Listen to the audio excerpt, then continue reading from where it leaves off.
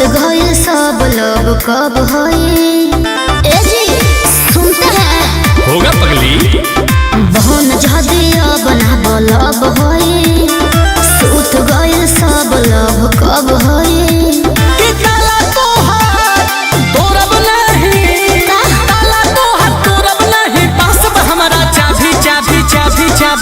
तारानी हम लड्डू के भैया हो तू अंगूरी भाभी। अरे सही पकड़े हैं।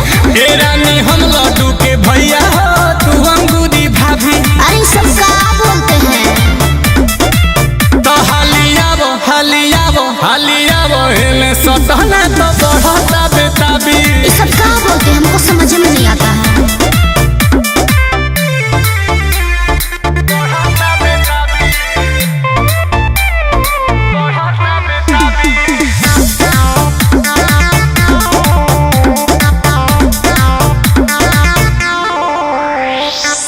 कभी से कभी कभी प्यार करते हैं हमसे सौतेला व्यवहार करते हैं।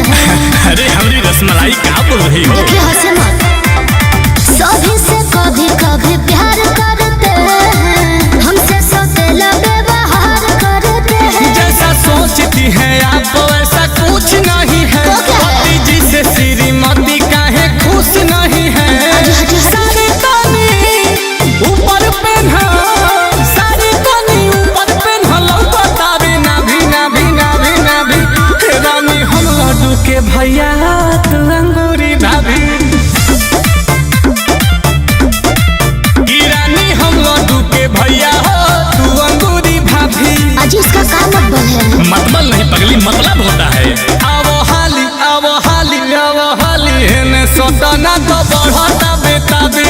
अरे हटिए ना बाबूजी जी देख रहे हैं ना।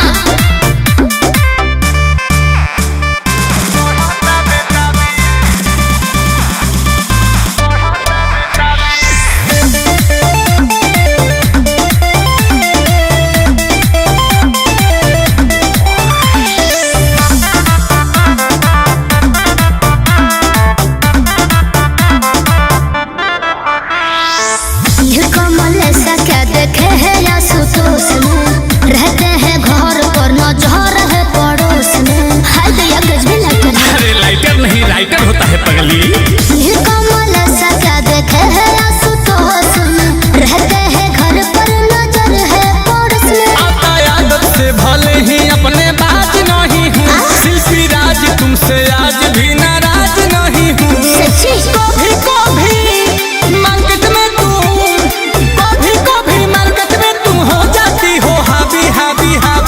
कुछ भी बोल। रानी हम लड्डू के भैया हो तू अंगूरी भाभी। आज सही पकड़े हैं।